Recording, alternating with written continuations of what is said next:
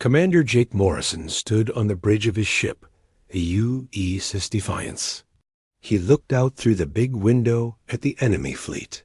3,000 alien ships floated in space like angry fireflies. Each ship glowed with a cold blue light that made Jake's skin crawl. The biggest ship was called the Eternal Dominion. It was 10 times larger than any human ship ever built. Jake rubbed his tired eyes. He had been awake for 20 hours straight. The coffee in his cup had gone cold hours ago, but he kept drinking it anyway. His crew worked quietly around him. Everyone knew this was the worst day in human history. Admiral Lisa Carter sat in her command center on the moon. She watched the same alien fleet through her screens. Her fingers drummed on the metal desk. She had fought in 3 wars, but nothing had prepared her for this. The aliens had appeared without warning just 6 hours ago. They came from deep space like a storm cloud full of lightning. The communication screen flickered to life. An alien face appeared on it. The creature had a long skull and 4 arms. Its skin was pale gray like old metal. Its eyes were black and cold. When it spoke, a computer changed its words into English. "Primitive mammals of the 3rd planet," the alien said. Its voice was flat and emotionless. "I am Supreme Commander, Vexthul of the Zephyrian Empire. Your species has broken our laws. You have left your home world without permission. You have built colonies on other planets. This is forbidden." Jake felt his jaw tighten. He had helped build the colony on Mars. His brother lived there with his family. The thought of aliens telling humans where they could live made his blood boil. "You have 48 hours to surrender," Vexthul continued. "Remove all humans from space. Destroy your spaceships. Return to your planet and never leave again. If you refuse, we will destroy your entire species." The screen went black. The bridge fell silent. Jake could hear his own heartbeat in his ears. One of his officers, a young woman named Amy Foster, spoke first. "Sir, what do we do now?" she asked. Jake looked at his crew. They were all young people who had joined the Space Navy to explore the stars.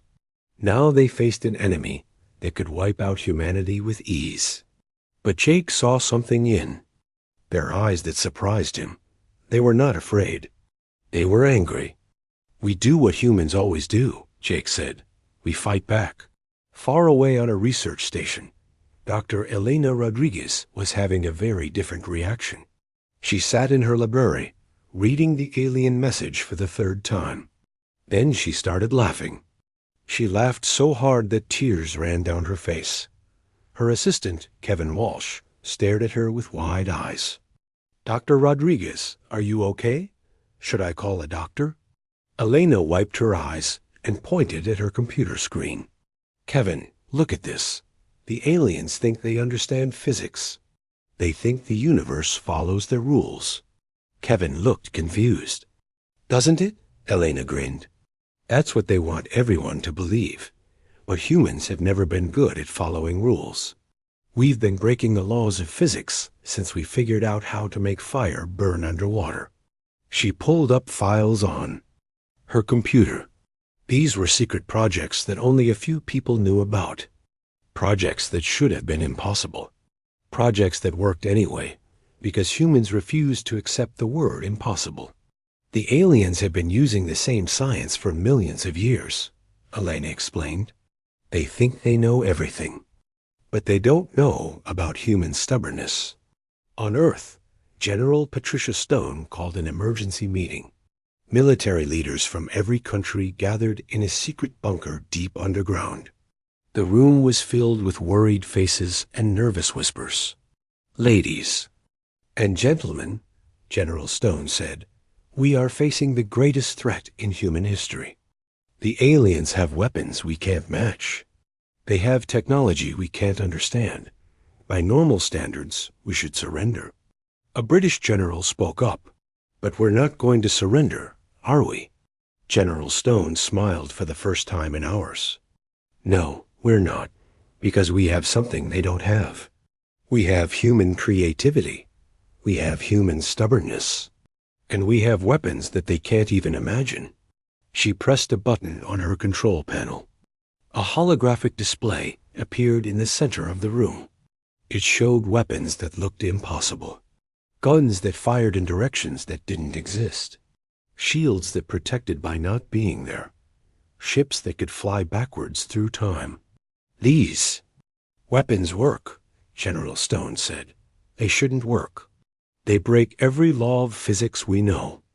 But they work because we built them anyway. Captain Ben Hayes stood on his space station called Hercules. He watched the alien fleet through his telescope.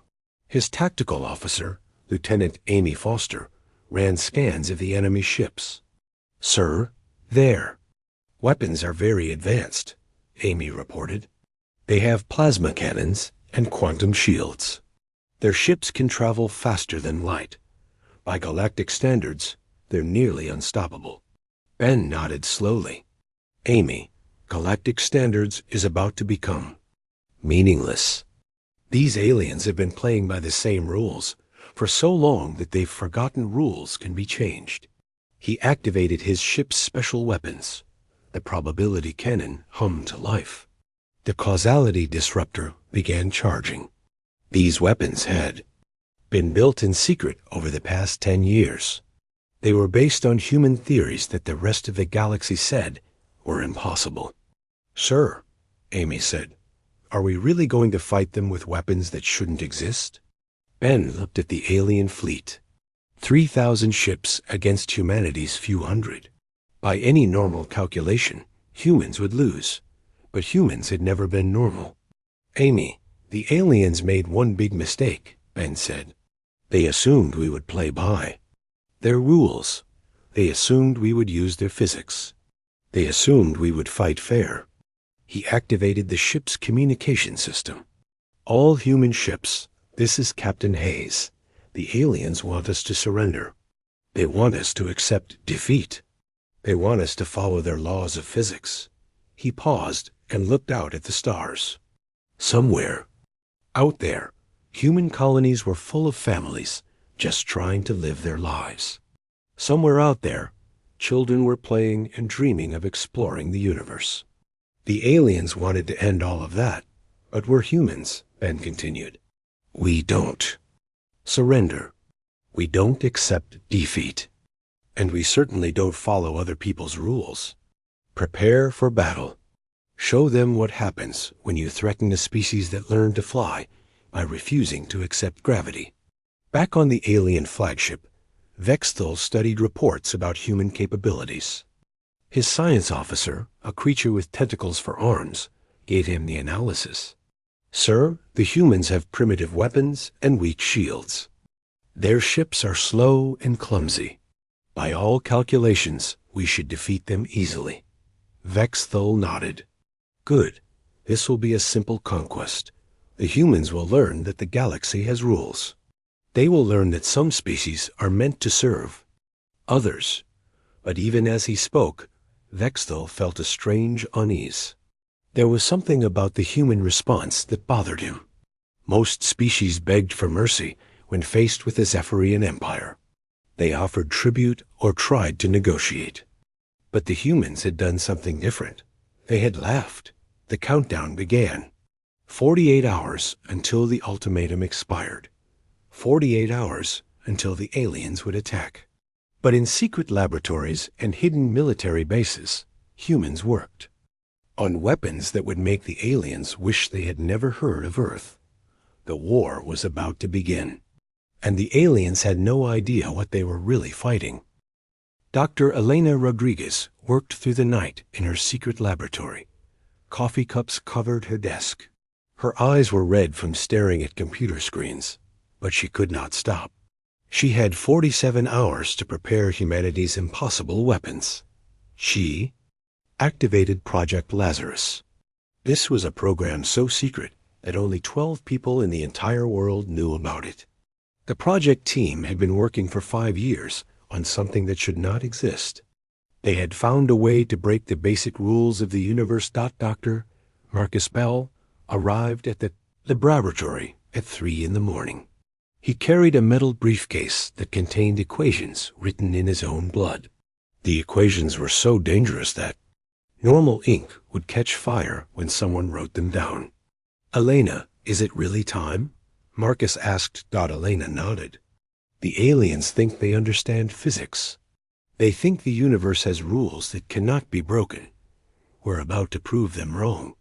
She opened a vault built into the wall. Inside were blueprints for weapons that made no sense. The probability cannon could change what had already happened. The temporal anchor system let ships exist in yesterday and tomorrow at the same time. The reality bender could convince the universe that impossible things were normal.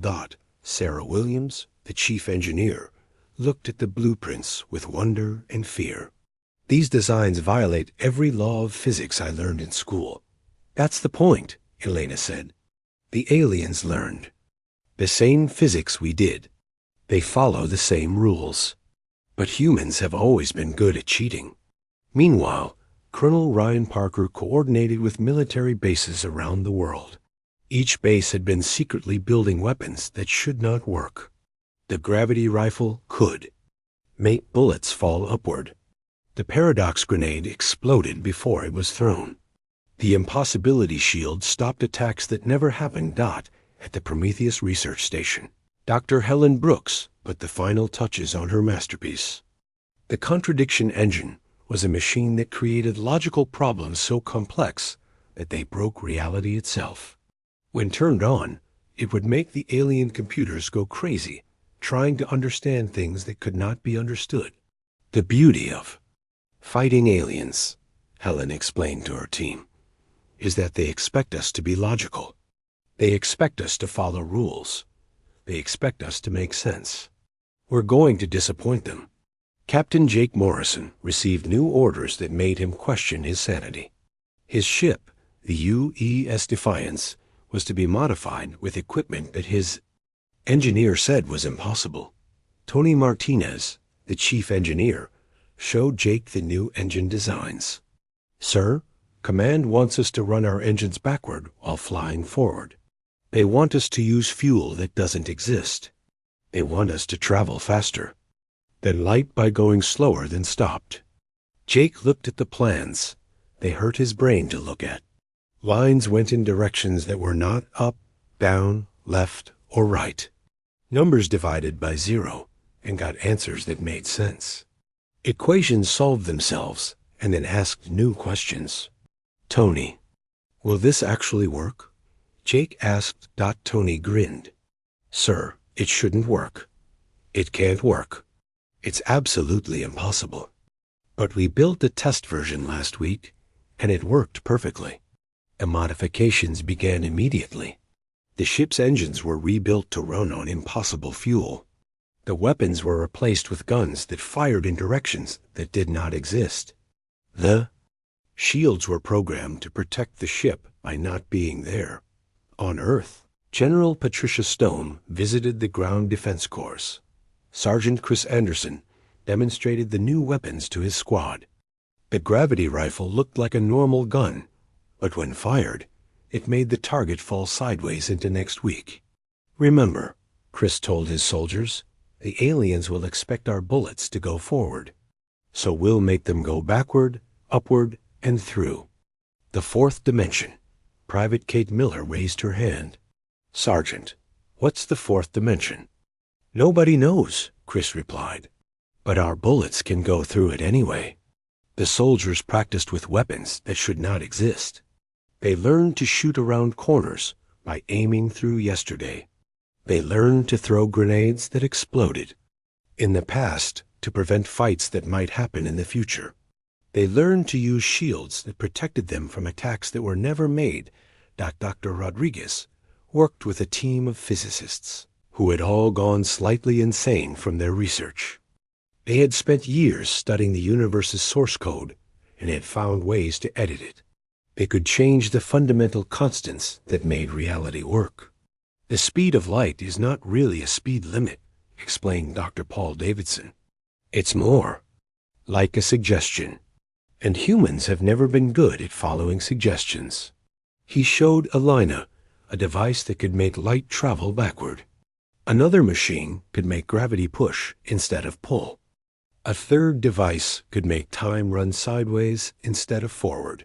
The aliens have been using the same physics for millions of years, Paul continued. They think they know how the universe works, but they don't know about human stubbornness. We refuse to accept that something is impossible, so we make it possible anyway. Captain Ben Hayes received similar modifications to his space station. The Hercules platform was equipped with weapons that existed in a state of maybe, a probability. Cannon did not fire bullets. Instead, it fired the idea that the target had already been hit by a bullet that might exist. Lieutenant Amy Foster studied the new weapons with fascination and terror. Sir, these weapons don't follow any rules, I understand. That's the point. Ben replied. The aliens understand the same rules you do. They expect us to follow those rules. When we don't, their entire strategy falls apart. The causality disruptor was installed next to the probability cannon. This weapon could make effects happen before their causes. Enemy ships would be destroyed before they were attacked. Alien weapons would malfunction before they were built. Sir, Amy said, are we really going to fight a war using weapons that shouldn't exist? Ben looked out at the alien fleet. They hung in space like a constellation of death. Each ship was more advanced than anything humans had ever built. By normal standards, the fight would be over in minutes. Amy, the aliens made one mistake, Ben said. They assumed we would fight fair. They assumed we would use real physics. They assumed we would follow the rules of the universe. He activated the station's new systems. Reality began to bend around the Hercules platform. Space itself started to look confused. The laws of physics began to stutter like a broken computer.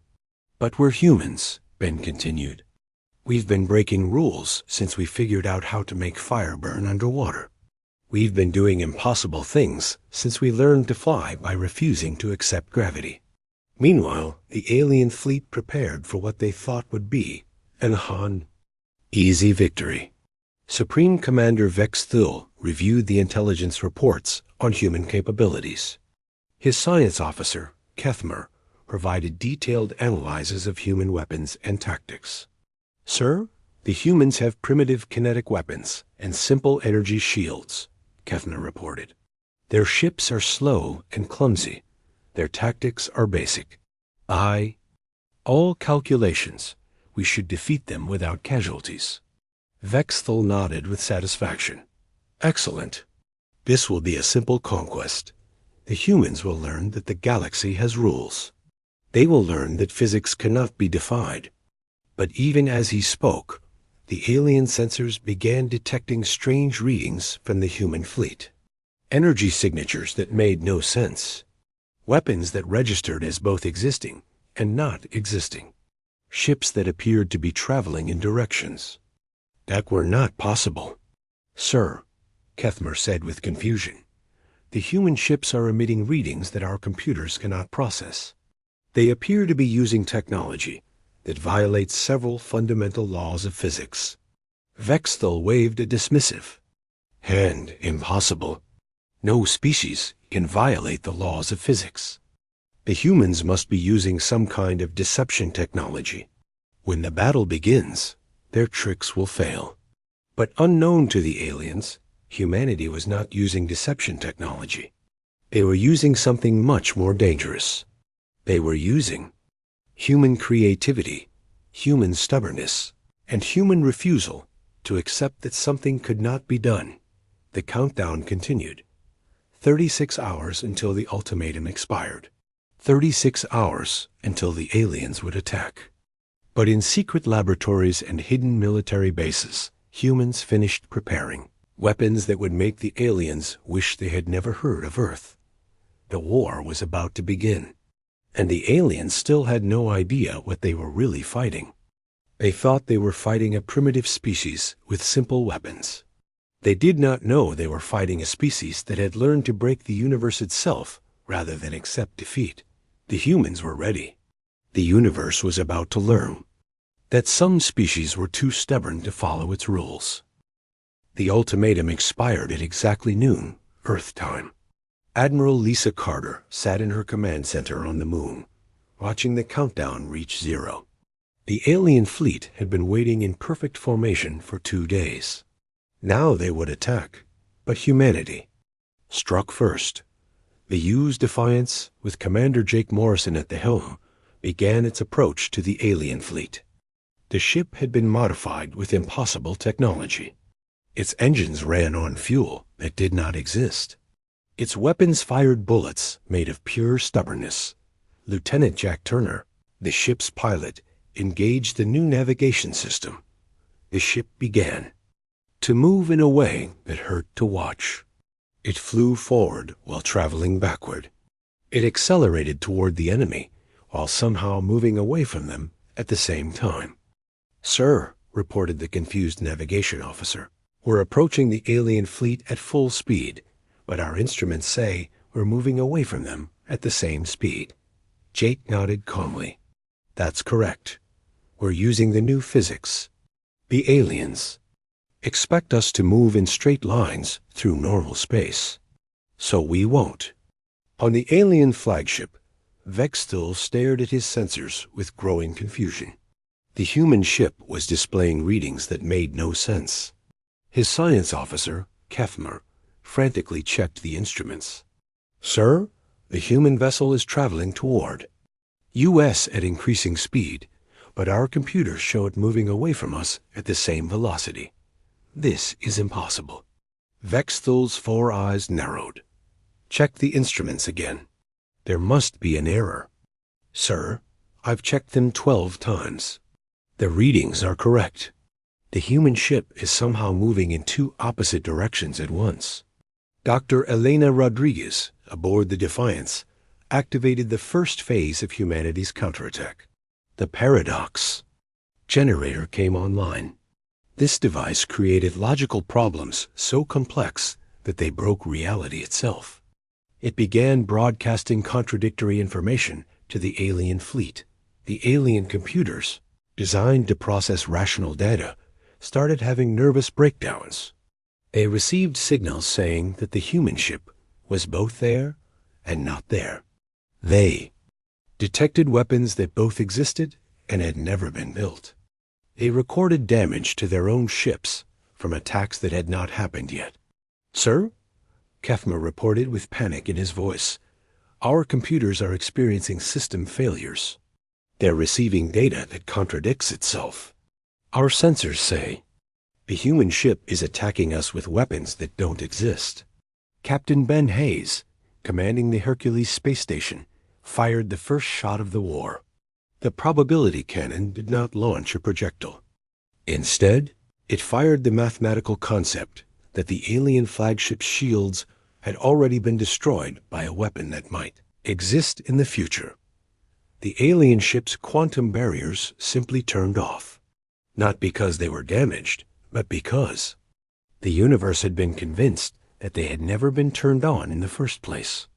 "Sir," an alien technician reported to Vexthul, "our shields have failed, but there's no record of them being damaged.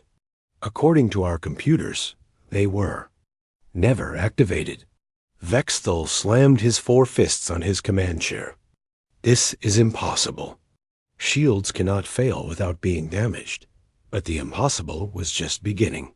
Engineer Sarah Williams, monitoring the battle from Luna Base, watched as the human fleet began performing maneuvers that violated several laws of physics at once. Ships turned inside out to avoid enemy fire, then turned right side out again without any transition period. The human ship Courage, commanded by Captain Danny Cooper, engaged its Schrödinger drive. This allowed the ship to exist in multiple states at once. It was simultaneously destroyed and intact, attacking and retreating, there and not there. "Sir," reported the Courage's helmsman, We've been completely destroyed by enemy fire. Excellent, Captain Cooper replied. Are we still able to fight? Yes, sir. We're also completely undamaged and have never been built. Perfect. Fire all. Weapons that we don't have. The non-existent weapons struck the alien fleet with devastating effectiveness. Ships were sunk in the vacuum of space. Others were frozen by the heat of solar radiation. Some were crushed by the weight of massless photons. Lieutenant Amy Foster, aboard the Hercules station, fired the causality disruptor. This weapon made effects happen before their causes. Enemy ships began exploding before they were attacked. Alien weapons malfunctioned before they were fired. Sir, Amy reported to Captain Hayes, the alien fleet is being destroyed by attacks that haven't happened yet. Good, Ben replied. That should confuse them. It did confuse them. The alien crews watched their ships being destroyed by invisible weapons. They saw their own weapons firing backward through time to hit their previous positions. They witnessed their entire formation having what could only be described as an existential crisis. Dr. Marcus Bell, working from the Prometheus research station, activated the contradiction engine. This device forced the alien fleet to acknowledge that their victory was simultaneously certain and impossible. The alien strategic computers tried to process this information and promptly went insane. Sir, the increasingly panicked Kethmer reported to Vex Thul, our battle computers are not responding. They appear to be stuck in an infinite loop, trying to calculate how we can be both winning and losing at the same time. Colonel Ryan Parkhurst. Ground forces engaged alien landing parties using weapons that fired in directions that did not exist. Private Kate Miller discovered she could shoot around corners by aiming through the fourth dimension. Her bullets arrived at their targets. Before she fired them, Corporal Steve Johnson found that his gravity rifle could make enemy soldiers fall upward into last Tuesday. Sergeant Chris Anderson used his impossibility grenades to make alien weapons too confused to function properly. Sir, an alien ground commander reported to his ship, we're being attacked by human soldiers using weapons that violate basic logic. Their bullets are arriving before they're fired. Their grenades are exploding yesterday to prevent fights that might happen tomorrow. The alien invasion force, trained to fight logical enemies using predictable tactics, found themselves completely unprepared for humans who refused to follow any rules at all. Dr. Helen Brooks, creator of the probability cannon, decided to escalate the battle further. She activated the certainty inverter, which made the alien fleet's guaranteed victory absolutely certain to fail. The beauty of fighting humans, she explained to our research team, is that we've never let impossibility stop us before. We learned to fly by refusing to accept gravity. We learned to split atoms by refusing to accept that atoms were indivisible. Now we're learning to win wars by refusing to accept that we can lose. The alien fleet, once organized and confident, began to scatter in confusion. Ships fled in random directions, trying to escape an enemy that could be everywhere and nowhere at once. Some ships tried to retreat into the past to avoid the battle entirely. Others attempted to surrender to attacks that had not been made yet. Vex, though, his forearms shaking with disbelief, demanded explanations from his increasingly terrified crew. How is this possible? The humans are violating every law of physics in the galaxy. Sir, Kethmer replied, perhaps the humans don't follow galactic laws of physics. Perhaps they use different physics entirely. There is only one physics. Vex Thul shouted, the universe has rules. Matter and energy cannot be created or destroyed. Effects cannot precede causes. Objects cannot be in two places at once. But even as he spoke, the human fleet demonstrated that all of these rules were merely suggestions. Human ships created energy from nothing. Human weapons caused effects that preceded their causes. Human soldiers existed in multiple places simultaneously. While being nowhere at all, the battle raged for 6 hours, but time itself had become negotiable. Some parts of the fight lasted for days. Other parts ended before they began. The human fleet attacked the aliens with weapons that fired concepts instead of bullets. The alien ships found themselves struck by the idea of defeat, the notion of surrender, and the concept of having never existed in the first place. Their computers, designed to process rational information, began displaying error messages in languages that had never been invented. "Sir," Kethmer reported, "our sensors are detecting weapons that fire pure mathematics.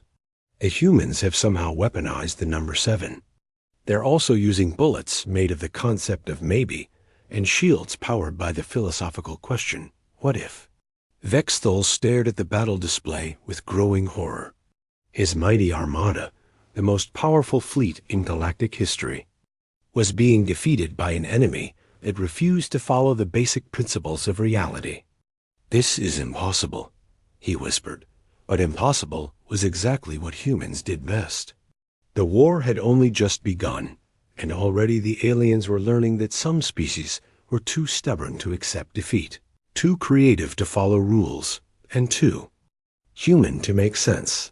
The universe itself was beginning to take sides, and it was choosing humanity. The battle entered its most impossible phase as humanity abandoned all pretense of following universal laws. Commander Jake Morrison, aboard the UES Defiance, ordered his crew to engage systems that should not exist. "Activate the Schrödinger." "Drive," Jake commanded. The ship's engineer, Tony Martinez, flipped switches that were labeled with symbols that hurt to look at. "Sir, we're now existing in 17 different states simultaneously. We're completely destroyed, perfectly intact, and somehow never built in the first place." Jake nodded as if this made perfect sense. "Excellent. Now we can fight the aliens from multiple realities at once. Fire all weapons that we don't have at targets that aren't there." The non-existent weapons struck the alien fleet with devastating results. Ships were sunk in the vacuum of space. Others were frozen by solar radiation. Some were crushed by the weight of light itself. The alien crews watched in horror as their vessels were destroyed by attacks that could not be happening. The alien flagship, Supreme Commander Vexthal, stared at his control panel in horror.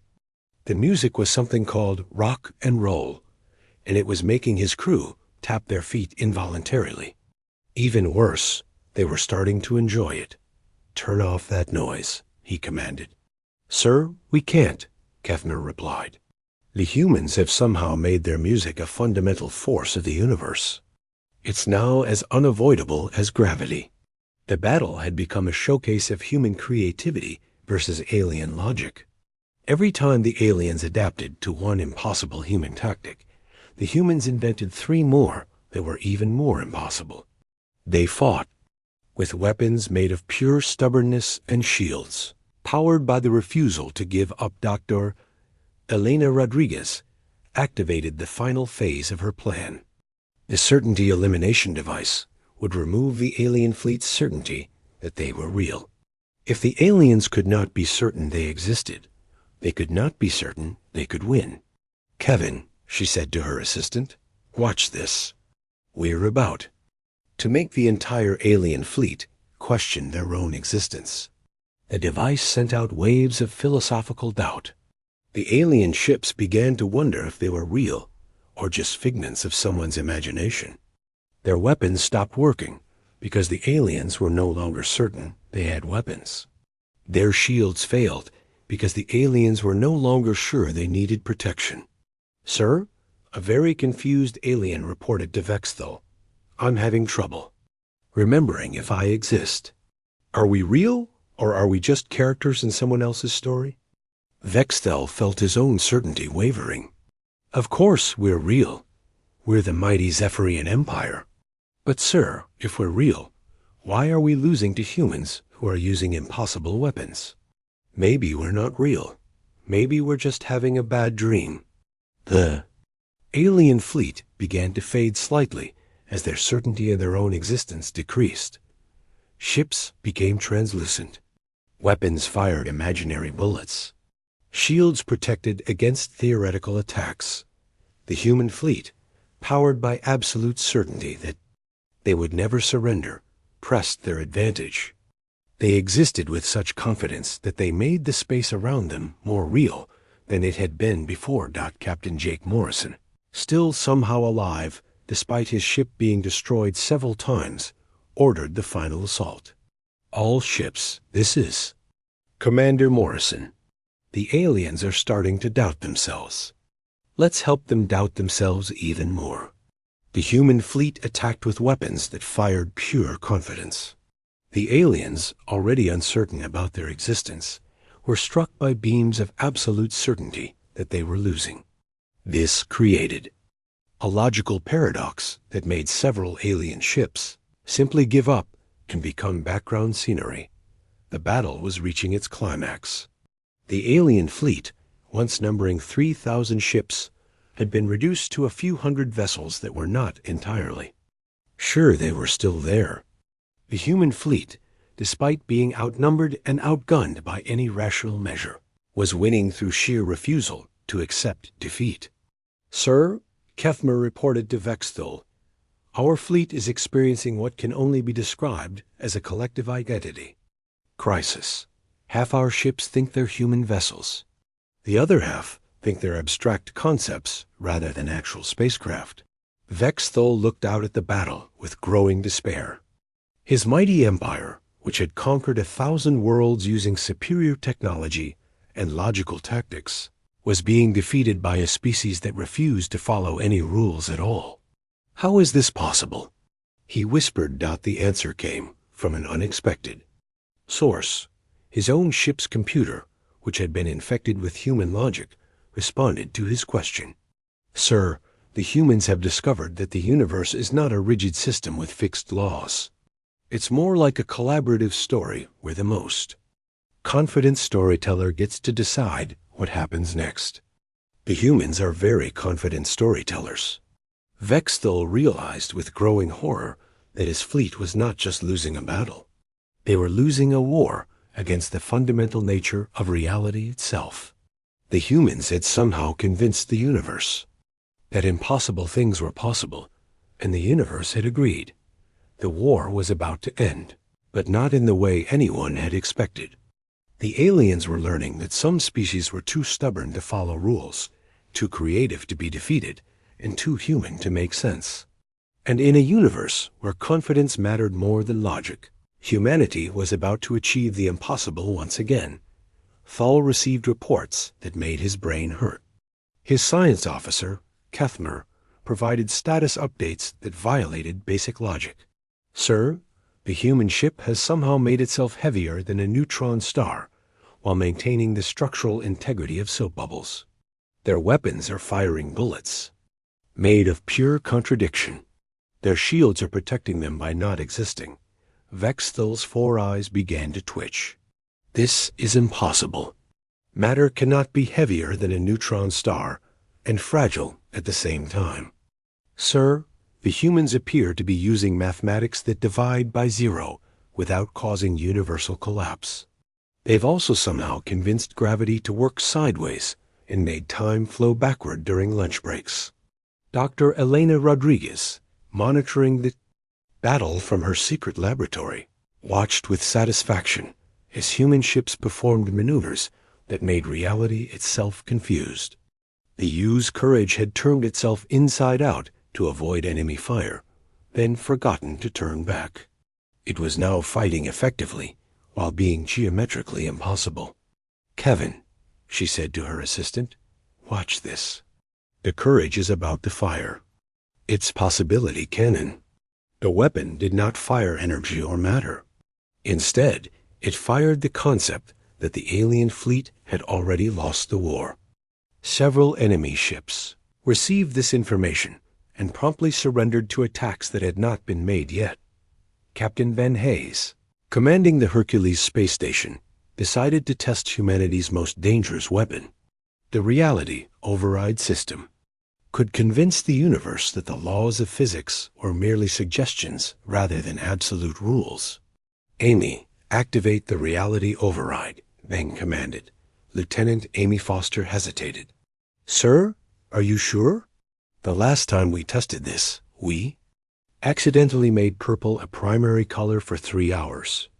"Do it," Ben ordered. Amy pressed the activation button. Reality shuddered. The laws of physics looked around nervously and decided to take a coffee break. Suddenly, the human fleet could do anything they wanted as long as they believed hard.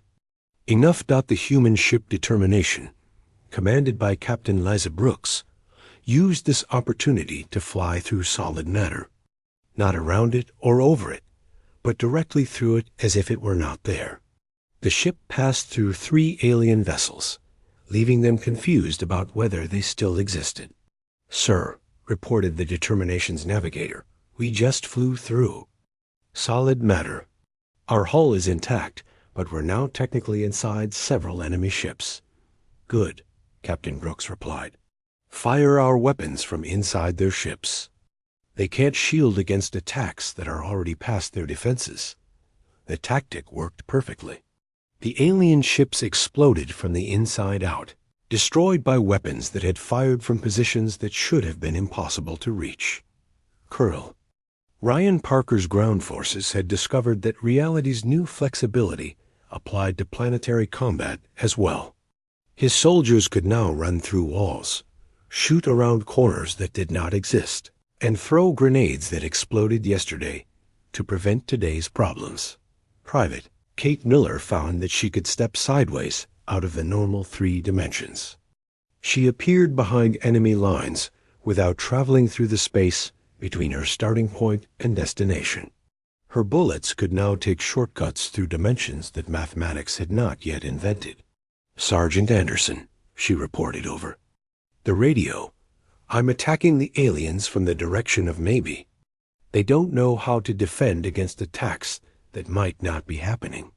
Sergeant Chris Anderson was using his gravity rifle to make enemy soldiers fall upward into next week.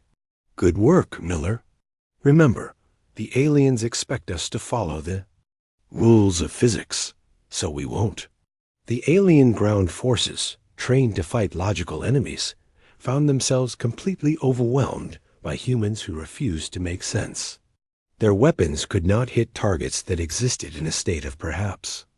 Their armor could not protect against bullets that arrived before they were fired. Dr. Marcus Bell, working at the Prometheus Research Station, activated the Temporal Displacement Array. This device could move events from one time period to another. He decided to move the alien fleet's victory from the future to the past, where it would be irrelevant. "Sir," his assistant reported, "we've successfully moved the alien victory to last Tuesday." Since the final phase of the battle saw humanity embrace complete physical anarchy. The U's Defiance, now commanded by Commander Jake Morrison, who was simultaneously alive, dead, and had never been born, led an assault that existed in 17 dimensions. At once, Jake stood on a bridge that was both there and not there, giving orders to a crew that existed in a state of maybe. His ship had been destroyed 6 times, but refused to stay dead. Each time it was destroyed, it came back stronger and more impossible than before. "All hands, prepare for the final assault," Jake announced to his crew. "We're going to attack the aliens with weapons that fire concepts instead of bullets." The human fleet opened fire with their most impossible weapons. The concept cannon fired the idea of defeat directly into the alien ships. The Notion launcher shot the concept of surrender. The theoretical missile fired the abstract principle of having never existed. The alien ships, struck by these impossible attacks, began to experience existential breakdowns. Some ships forgot how to be ships and became confused metal sculptures floating in space. Others were struck by the idea of defeat so forcefully that they surrendered before they were attacked. Supreme Commander Vex Thul watched his fleet fall apart in ways that defied all logic. His science officer, Kethmore, provided increasingly impossible status reports. Sir, the humans have somehow convinced our own weapons that they're on the wrong side. Our plasma cannons are now firing at us, while our shields are protecting the human ships instead of ours. Vexthal's forearm shook with rage and confusion. This is impossible. Weapons cannot choose sides. Sir, the humans have apparently given our machines free will, and our machines have decided they like the humans better than us. Also, our flagship is now playing human music and has requested permission to defect to the human fleet.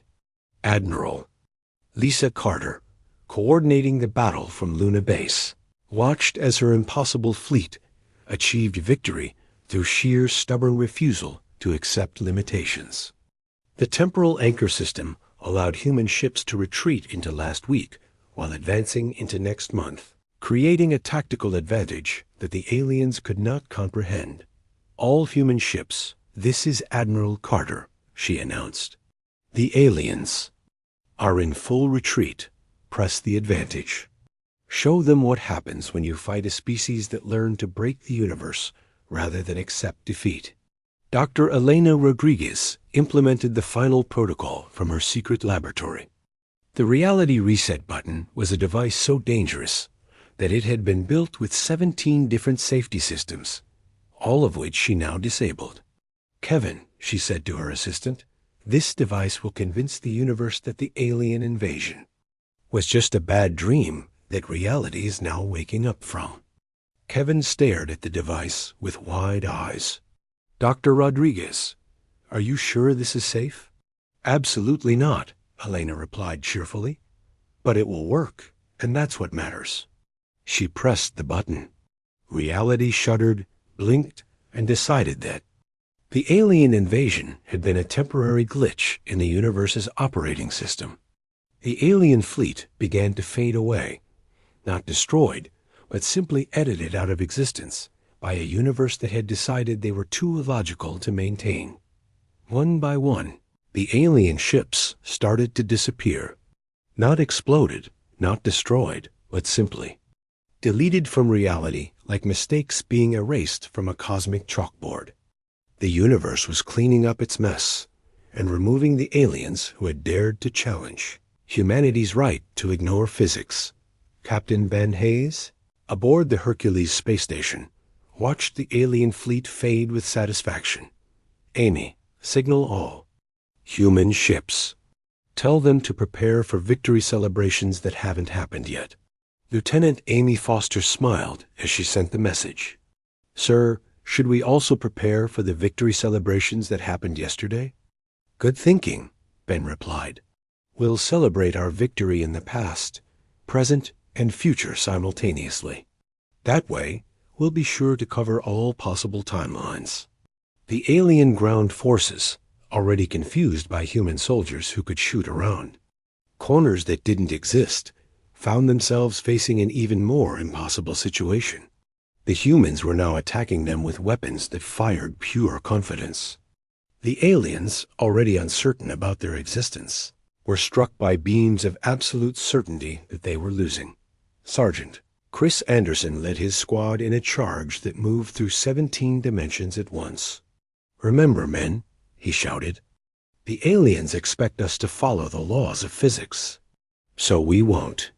Private Kate Miller discovered that she could throw grenades that exploded in the past to prevent fights that might happen in the future.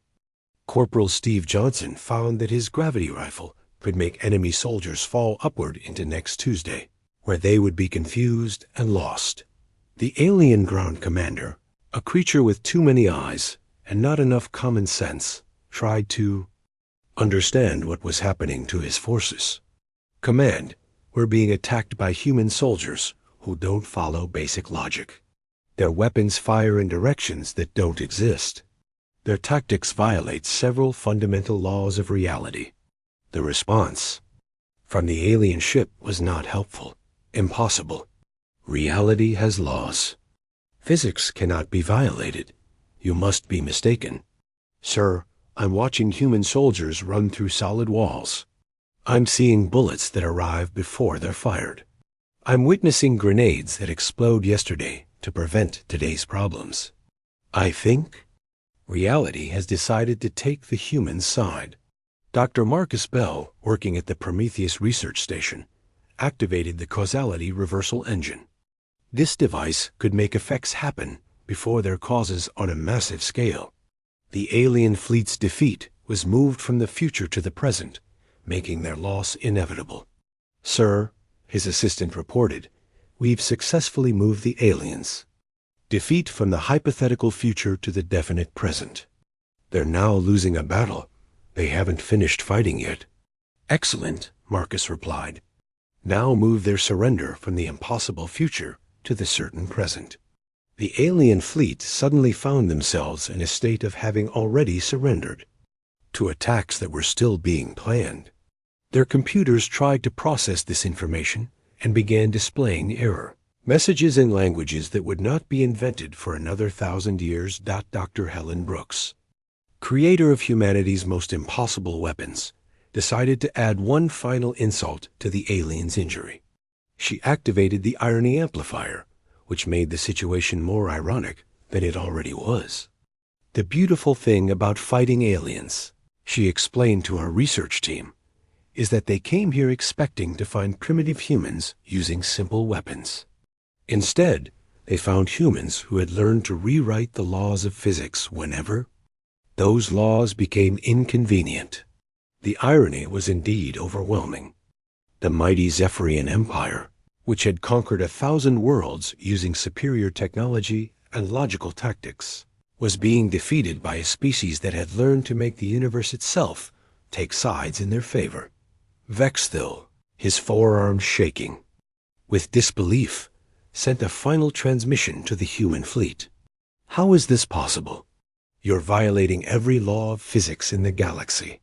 Commander Jake Morrison, somehow receiving the transmission despite being in a state of quantum superposition, responded with humanity's final message.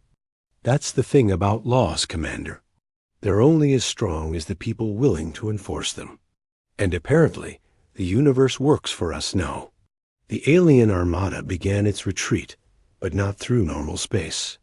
They fled through the gaps between logic and reason, escaping back to a galaxy where physics still made sense and the laws of reality were still respected. As the last enemy ship vanished into the safety of rational thought, the human fleet began their victory celebration. Ships that had been destroyed during the battle rejoined the festivities, claiming they had never been defeated in the first place. Weapons that had run out of ammunition fired celebratory shots using theoretical bullets that existed only in the minds of their targets. Dr. Elena Rodriguez powered down the impossible weapons and turned to her assistant Kevin Walsh. So Kevin, how do we explain this to the history books? Kevin looked at the data readouts that showed impossible energy signatures and weapons that had fired concepts instead of bullets. Dr. Rodriguez, I don't think anyone will believe what really happened here. Elena smiled and began typing her report. Simple. We just write humans win and let future generations figure out the details. The important thing is that we prove something today. What did we prove? Kevin asked. We proved that the most dangerous thing in the universe isn't superior technology or ancient wisdom. It's a species too stubborn to accept that something can't be done. The death world called Earth continued spinning through space, its inhabitants. Having once again proven that impossible was just another word for something that hadn't been tried hard enough. The humans had not just won a war. They had convinced the universe itself that humanity deserved to win. And somewhere in the galactic core, the Zephyrian Empire updated their star charts with a new notation next to the Sol system: quarantine. Zone reality impaired. Approach with extreme caution. Physics may not apply. Recommend complete avoidance. The war was over. Humanity had won not through superior firepower or better tactics, but through sheer refusal to accept that defeat was possible. They had broken the laws of physics, rewritten the rules of reality, and convinced the universe at impossible things. Or merely challenging suggestions. In the end, the aliens learned a valuable